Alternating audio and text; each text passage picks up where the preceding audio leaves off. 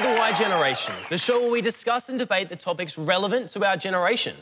I'm Jake McCallum, and during this next half hour, we will serve up some juicy topics that will ignite some serious debate between our panellists. And speaking of our panellists, let me introduce you to them. Tanya is a journalism student whose ultimate goal is to work in radio. Hey, Jake. How are ya? Shane, our lefty on the panel, is returning from our first series. He one day hopes to run for federal government. Let's get this one straight, ladies and gentlemen. I've been locked up here in the studio since the last season. I forget what the sun looks like. We'll leave that one there. Jade one day wants to be PM, but if that doesn't work out, her backup career is to be a Victoria's Secret model. And last but not least, Jimmy, who is named after Jimi Hendrix and is currently studying a media production arts unit at UWS. So now that we've met our panel, let's dive straight into the deep end with our first topic in Because Why Said So. We've got an email from Emily to start off. Hey, YGen, big fan of the show. My best friend is a photographer and she publishes her work on Facebook. Sometimes her photographs are of nude models posing. There were people commenting that she shouldn't post these photos online as they were quite explicit and some of her Facebook friends were disgusted.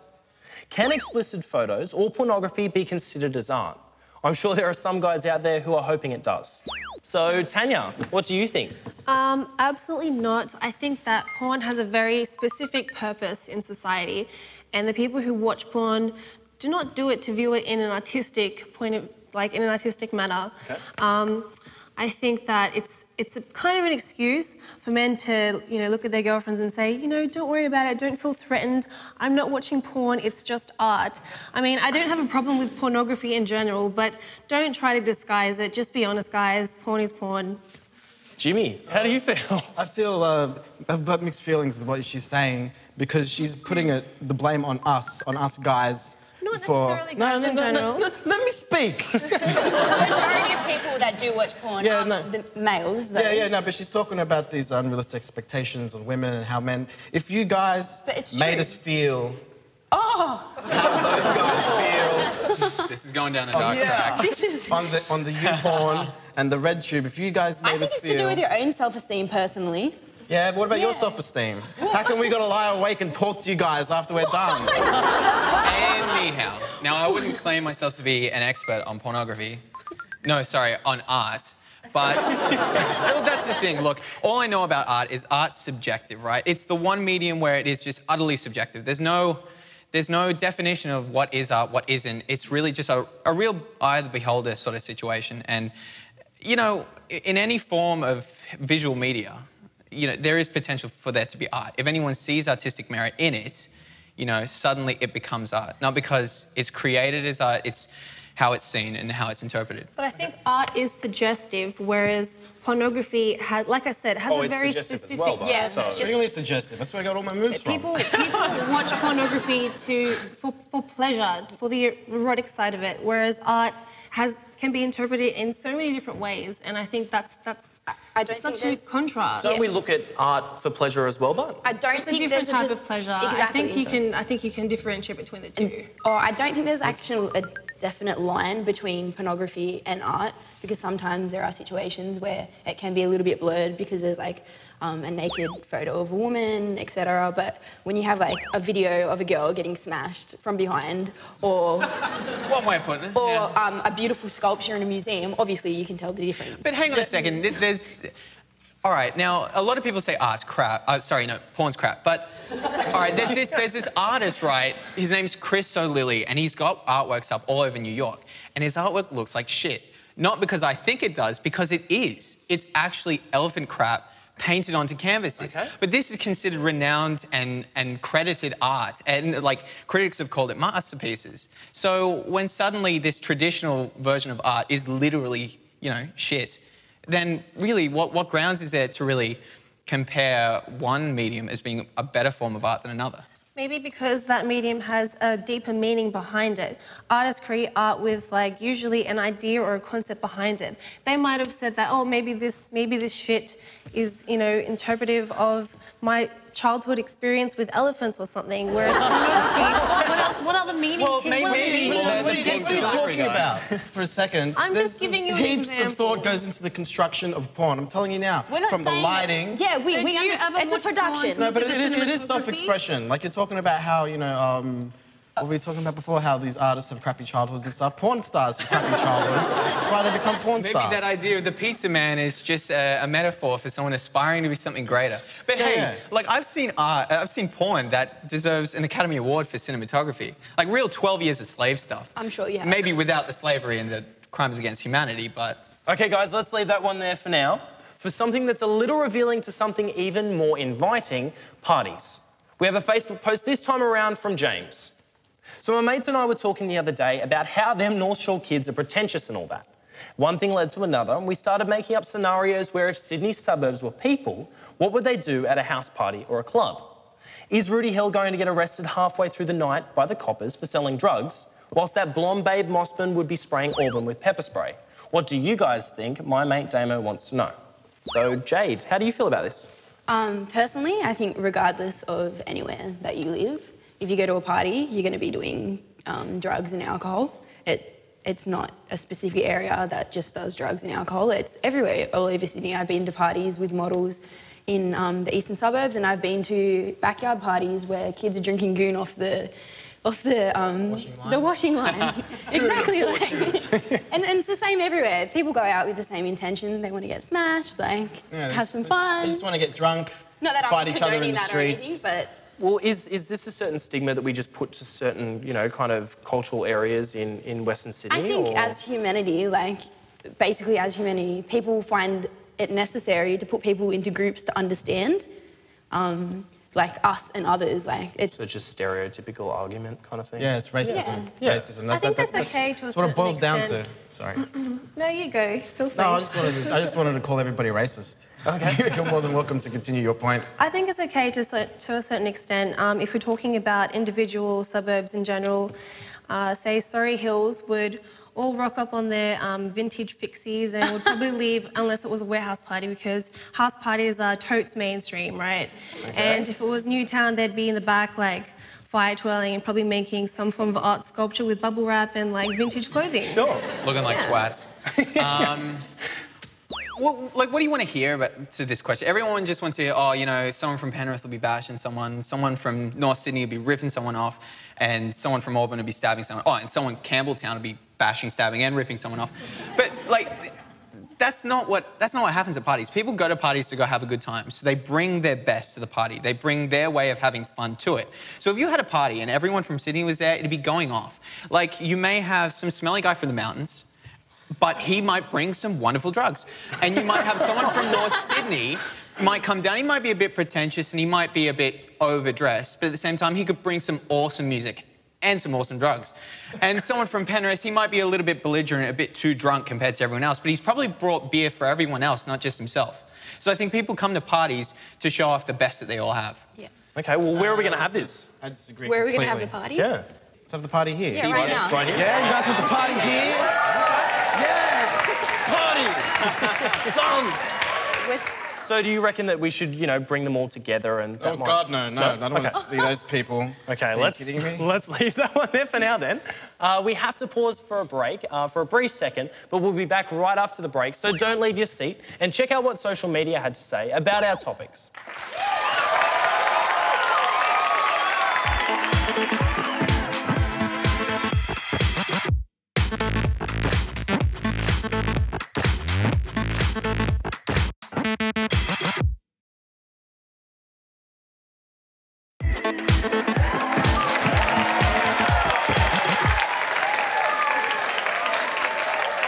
Welcome back to the Y Generation.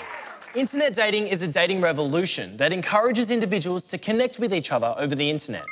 But with online dating services such as Tinder, an app where users pick their matches based on photos, is this phenomenon causing our generation to be too superficial? We've sent our crew down to the busy streets of Sydney to find out if internet dating has made our generation too picky with our tastes.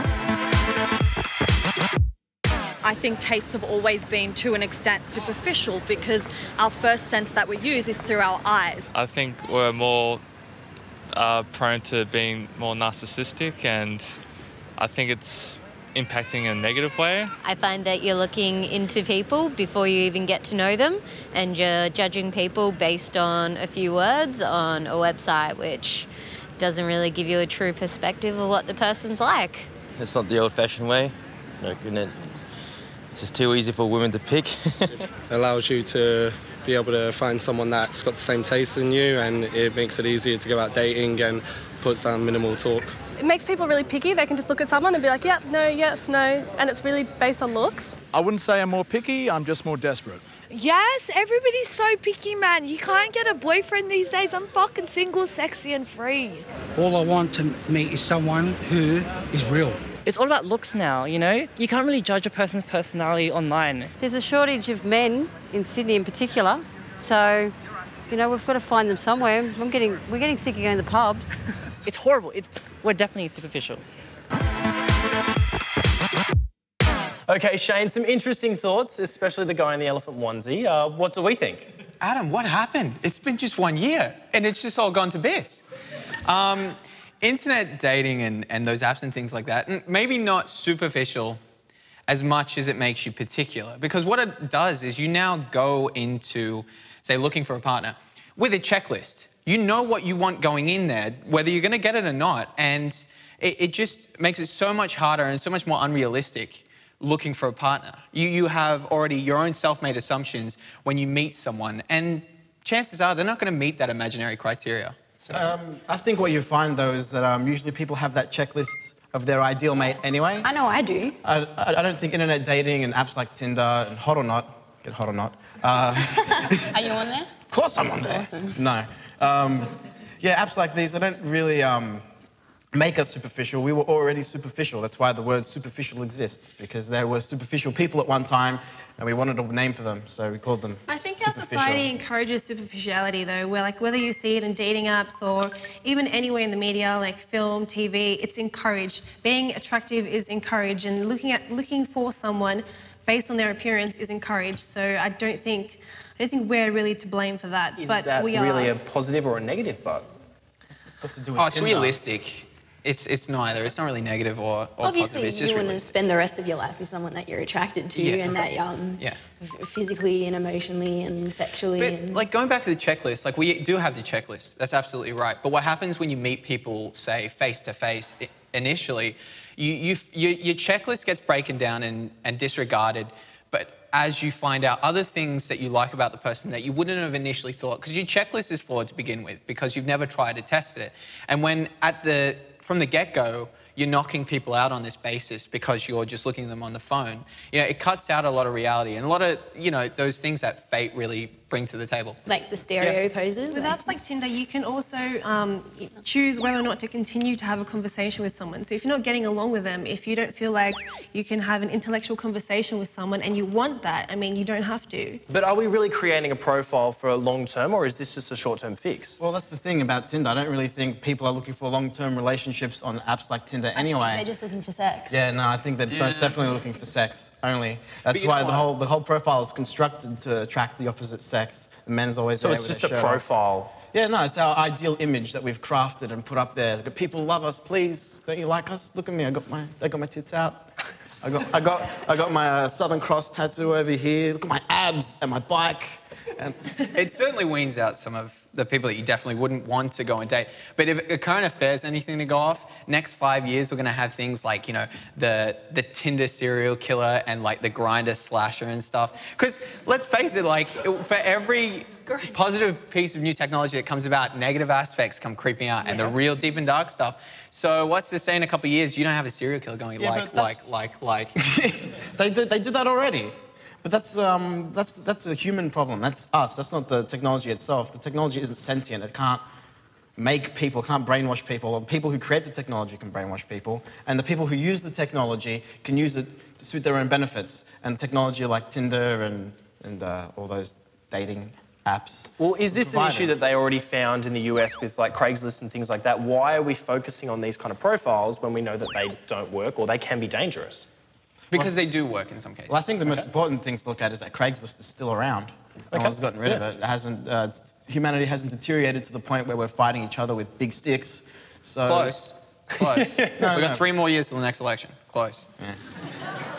It's just a way for someone to show you what they want you to see. So basically, you know, if they want to be seen as, you know, a party person or someone who's social, they'll put up these photos that make them look like they have a lot of friends. It's not necessarily who they are. Sure. Okay, let's leave that one there for now. We'll be back with more after the break, so don't go away.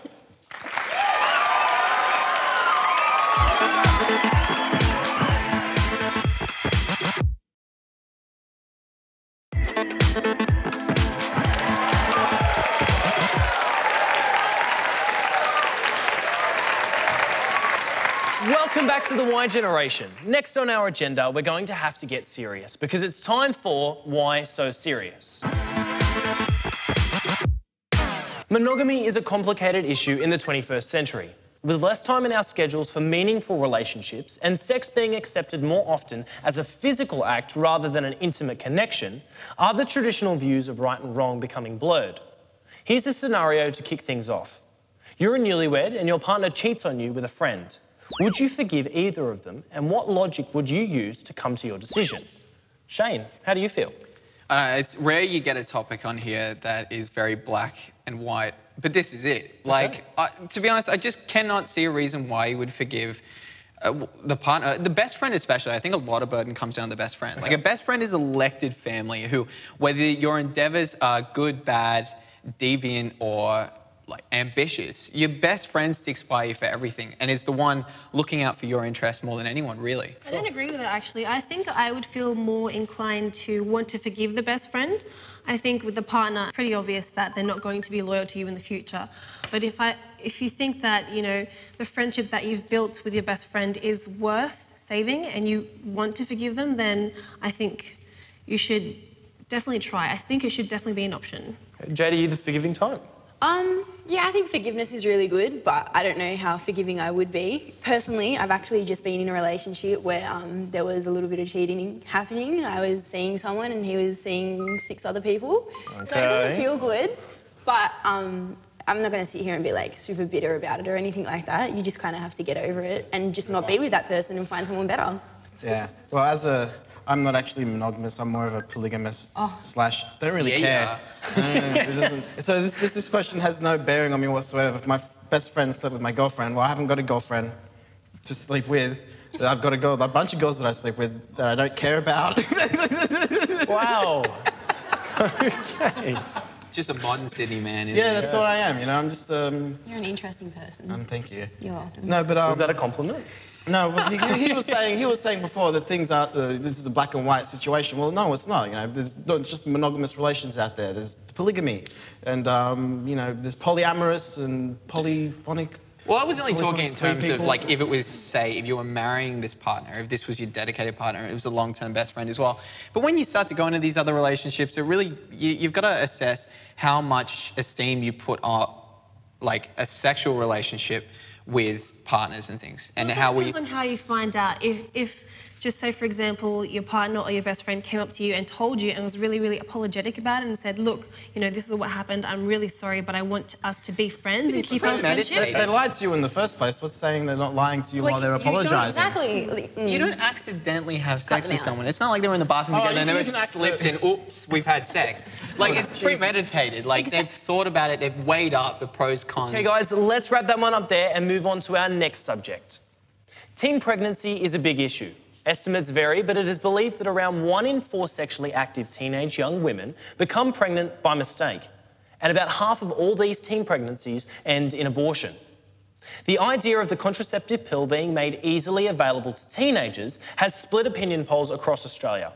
What would we do? Should all teenagers between the ages of 16 and 18 be given free access to birth control? Yes, absolutely. The kids are going to do it anyway. 16, 18-year-old, you're legal. They're going to have sex anyway. Let's provide them with safe sex. No, I disagree completely. Just because you didn't get to have sex at that age doesn't mean you have to ruin it for everyone else. All right, listen, I've done a lot of catching up these past couple of years. Wow. Thank you very much. Because you're a polygamist now. Yeah, exactly. Yeah. But, yeah, if they want it, why not? What my original point was going to be, I disagree. Because... You're just disagreeing to disagree. Yeah, disagreeing to disagree. No, like... if we educate young people, they might grow up with this idea that... 1 in 4 girls, that is huge, and unwanted pregnancies, that's not good on... Okay, well, is the anyone answer, you know, involved. education instead? Like, rather than just giving them the contraceptive pill, or, you know... I think they should go hand in hand.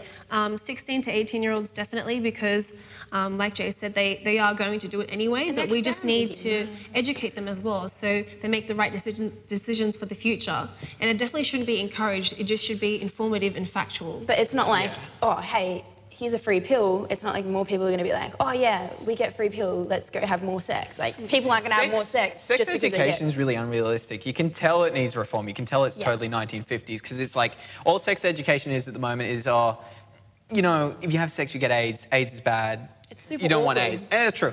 But it needs to be... made to feel ashamed about it shouldn't be a bad thing to have sex. You should be able to educate kids. Yeah, sex is good, feels good, it's mad, you'll want to do it, you are going to do it.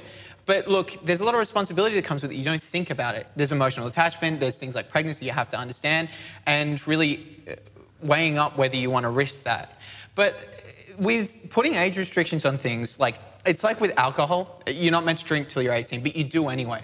But you're robbing kids from being able to have a framework and protection against doing it irresponsibly.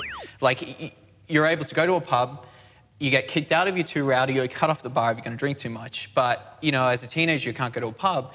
You're going to get wrote off, end up in hospital, get in a fight, because there's no framework for organisation there. And it's the same with contraception not being allowed to be given to kids. So we need this kind of education, and that's where we're kind of going. Parents and schools definitely need to step up. When you give these young children these contraceptives, these pills, these condoms, you create this consequence-free environment where they can go and learn and experiment. We don't want that. We don't want kids More kids aren't going to have experiencing sex because life. they have free contraceptive. We don't want that. It's not going to work. Okay, guys, I don't think we're going to agree on that one there for now. So let's leave that one. That wraps up this episode for the Y Generation. I'd like to thank our panellists. So, guys, give them a round of applause.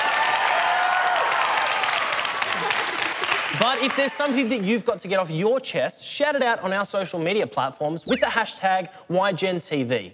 We're going to leave you with a little behind-the-scenes comedy skit our crew have put together. I'm Jake McCallum, and join us next week on The Y Generation.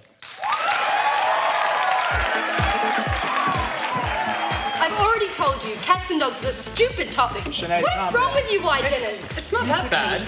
Oh, I should calm down, should I? Oh, well, we just had a great show with that stupid topic. It was a group decision. Shut up! I didn't ask what was a group decision, did I? I said we want a good show.